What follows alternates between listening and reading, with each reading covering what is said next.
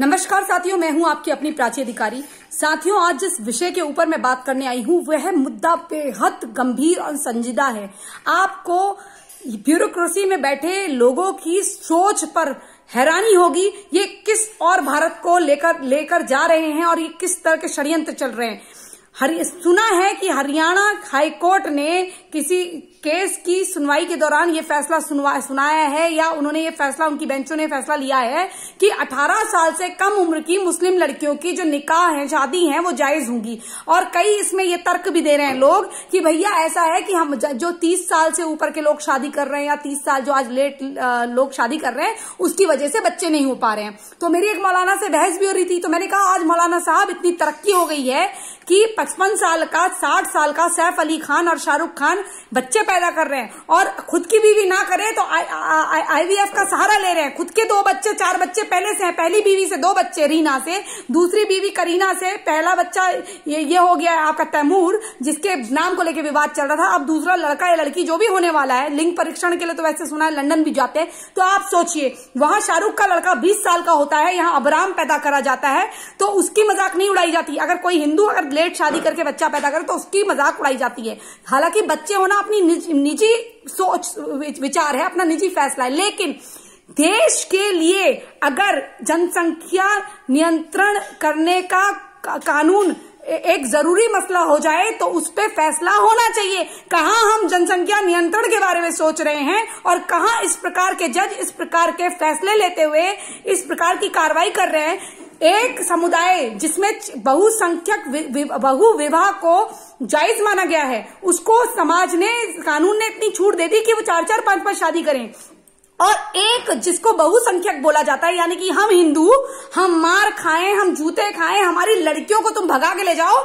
कहीं कहीं पर लव जिहाद का कानून आया तो उसके तोड़ के एवज पे ये कानून लेकर आए। अब क्या होगा, हिंदू लड़कियों को भगाएंगे, यानी कि गैर मुसलमान लड़कियों को भगाया जाएगा। उसके बाद लड़कियों को बहला फुसला की, क्योंकि 2-4 साल प्यार का खुमार रहता है, तो लड़की वही भाषा बोलेगी जो लड़का कहेगा। लड़की कहेगी मैं अपनी मर्जी से इस्लाम कबूला है, मैं इनसे प्यार करती हूँ। तो उसके बाद क्या होगा, वो शादी जो है जायज हो जाएगी, क्योंकि हर जगह भी लव जिहाद के ऊपर कानून नहीं है। इस प्रकार के चीजें करने से वही हाल होगा जो बर्मा का हो रहा था, लेकिन विराटू ने होने नहीं दिया। हमें उस छोटे देश बर्मा से सीखने की आवश्यकता है, उस छोटे देश श्रीलंका से सीखने की आवश्यकता है कि अपने देश में पहला एक गलत काम होते ही आप कैसे नियंत्रण करें। पहली बार बम ब्लास्ट हुआ श्रीलंका में, चर्च में, उन्होंने क्या करा, बुरखे पे प्रतिबंध लगा दिया। उन्होंने कहा कोई बुरखा नहीं पहनेगा। उन्होंने किराएदार जितने पाकिस्तानी थे उनको निकाल के मार के जूते से निकाला। और उन्होंने उसके बाद स्टडी करी कि बौद्ध भिक्षुओं के बौद्धशाला से ज्यादा, जो उनके बौद्ध मंदिर हैं, उनसे ज्यादा इनके मुसलमानों के वहां मस्जिद बन गए हैं। तो उन्होंने पूरी स्टडी करी। उन्होंने कहा अब ये तोड़े जाएंगे, क्योंकि हमारा देश है, हम यहाँ इसको ये नहीं होने देंगे। चर्च से ज्यादा वहां पर मस्जिदें बन गई, हर गली गली में मस्जिद बना रखी थी। और कौन बना रहा था, जो पाकिस्तान से आए थे लोग काम के सिलसिले में, वो लोग जो किराए में घर लेके रह रहे थे। तो इस प्रकार के लोग, उन्होंने कहा अगर कोई छोटा समुदाय, आप कह रहे हैं छोटा समुदाय है, एक आया था कसाब, एक कसाब ने रेलवे स्टेशन पे गोलियां चलानी शुरू करी। कितने लोग मार दिए, 400-500 लोग आहत हुए। ठीक है, कितनों की संपत्ति का नुकसान हुआ, अरबों की संपत्ति का नुकसान हुआ। जब हमें फर्क नहीं पड़ता कि आपका 1 बंदा है या 1 लाख बंदा है, हमें फर्क ये पड़ता है कि हमारी हिंदुओं की जान क्या इतनी सस्ती है। अगर बॉम्ब एक होता है तो एक ही खतरनाक होता है। अगर आपका इतना सा समुदाय जो आप कहते हैं, जो विश्व में आप कहते हैं कि हम दूसरे नंबर पे, पहले नंबर पे क्रिश्चियन हैं, तो याद रखिएगा एक टाइम पहले हम फर्स्ट नंबर पे थे, क्योंकि सनातन के अलावा कोई और धर्म नहीं था। लेकिन आप लोगों ने यहाँ पर हर जगह अपनी गंदगी फैला के लोगों को तलवार के जोर पे मुसलमान बना के ये हाल करा, और आज ये फिर हमारे विश्व को उसी पतन की ओर लेकर जा रहे हैं। जहां जहां से हिंदू गया वहां वहां कचरे का ढेर बना। अफगानिस्तान में बौद्ध भिक्षुओं का सेंटर चलते थे, आज वहां क्या है, कचरा। जहां जब से वहां से सनातनी हट गए, हिंदू खत्म हुए और बुद्ध खत्म हुए, बौद्धिस्ट खत्म हुए, तो आज देख लो कैसा कचरे का ढेर है। पाकिस्तान का हाल देख लो, उन्होंने हिंदुओं को जबरदस्ती इस्लाम कबूलाया। और ज्यादा दूर ना जाओ, ये ग्रंथि जिसकी दूसरी लड़की को उठाया गया, अब लोगों को नहीं मालूम कि पहली लड़की को भी उठाया गया था जो खेलते खेलते चली गई थी, जो 2.5 साल की बच्ची थी, और जिसको कोर्ट ने, जज ने फैसला दिया वहां के पाकिस्तान हाई कोर्ट के कि अरे हम बड़े दिल के बड़े अच्छे हैं, हम आपकी बच्ची है, हम ऐसा नहीं कर सकते, इसलिए जो बच्ची है अब इनके वहां आ गई है तो हम इसको मदरसे में रखेंगे, 16 साल की उम्र जब हो जाएगी तब लड़की फैसला लेगी। जब आप 2.5 साल की बच्ची को मदरसे में पालोगे तो उसको, वो 16 साल की जब होगी तो उसके जहन में तो आपके लिए जहर भर दिया जाएगा ना, वो क्यों आएगी आपके पास। तो इस तरह की जो ये इनडायरेक्टली आपको मैंने जितने भी उदाहरण दिए वो इसलिए दिए हैं क्योंकि ऐसा ही आपके देश में होना जा रहा है। ये जो खुरासान मॉड्यूल है ना, जिसको कहा जाता है कि भारत, पाकिस्तान, अफगानिस्तान, ये चाइना, इन सबको मिला के एक देश बना दिया जाएगा जिसमें काला झंडा होगा खुरासान का, सारे मुसलमान होंगे। आप जानते हैं ये हमारी संस्कृति को खत्म करने का जो ये जोरों से काम चल रहा है, इससे मैं आपको आगाह कर रही हूं। हर चीज सरकार नहीं करेगी, 10 बार बोलती हूँ। विराटू सड़कों पे उतरा, क्यों उतरा जानते हैं उसके पीछे की कहानी क्या है? वो एक जगह गया तो उसने कहा यहाँ मठ का जुलूस क्यों नहीं निकल रहा है, यहाँ बौद्ध लोग जुलूस क्यों नहीं निकाल रहे हैं। तो उन्होंने कहा हम जुलूस कैसे निकाले, यहाँ जो मुसलमान हैं हमें जुलूस नहीं निकालने देते, वो धीरे धीरे ब्यूरोक्रेसी में घुस गए हैं और आर्मी वालों को भी पैसे देके अपने साथ मिला रहे हैं। और जब उसने, विराटू ने कहा ये तो एक गंदी मछली के समान है जो सबको खा जाएगी, ये तो एक बड़ा गंदा जानवर है जो सबको खा जाएगा, तो हमारा अस्तित्व नहीं रहेगा। तो उसने ये देखा कि पैसे के बल पर ये जो वहां की बौद्ध लड़कियां हैं उनको बड़ी बड़ी कार में घुमा रहे थे, उनसे बच्चे पैदा कर रहे थे, उनके सारे सभ्यता को खत्म कर रहे थे।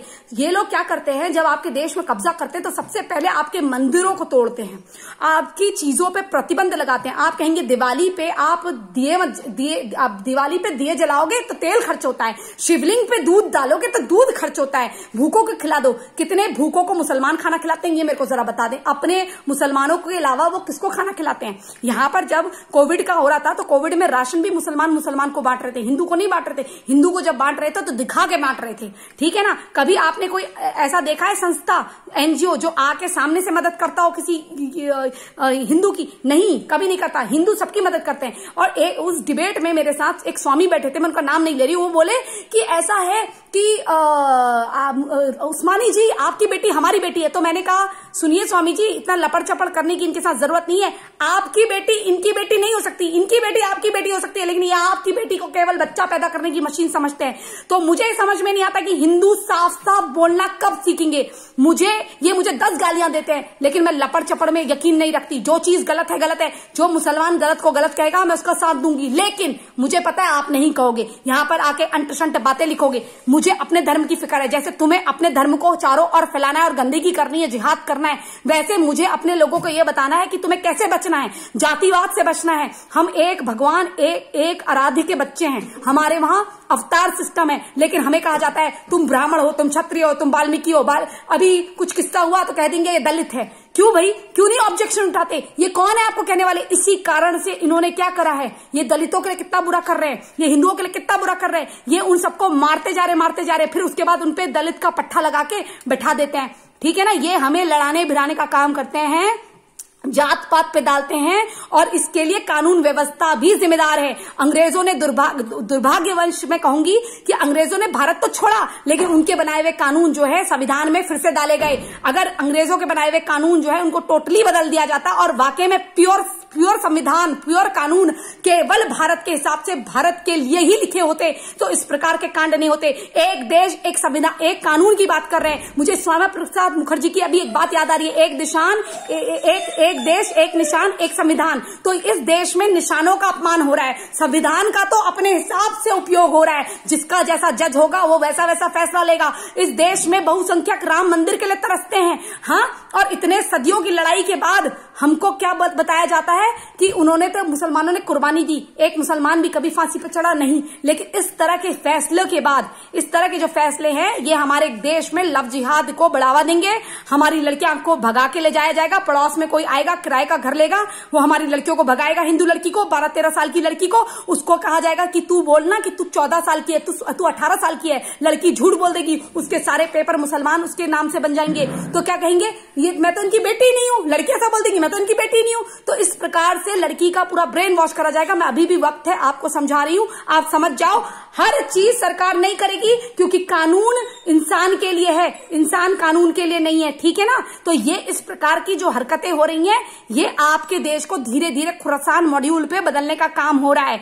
इससे पहले इन्होंने देखो नाना एक जो लव जिहाद होता है या धर्मांतरण होता है या लड़की का जो ये शादी का कह रहे हैं, तो फटाफट 22 साल तक इनके 6-7 बच्चे हो जाएंगे। हिंदू कर रहे हैं, हमारा समाज जो है वो लेट शादियां कर रहा है, वो 30-30 साल में शादी कर रहा है, 35-35 साल में शादियां कर रहा है। और अब जब साइंस ने इतनी तरक्की कर ली है कि लड़के के एक भी शुक्राणु काम करता होगा तो उसे पिक करके लड़की के अंडों के साथ मिला के बच्चा बनाया जा सकता है। मैं तो साइंटिफिक लैंग्वेज में बता रही हूं।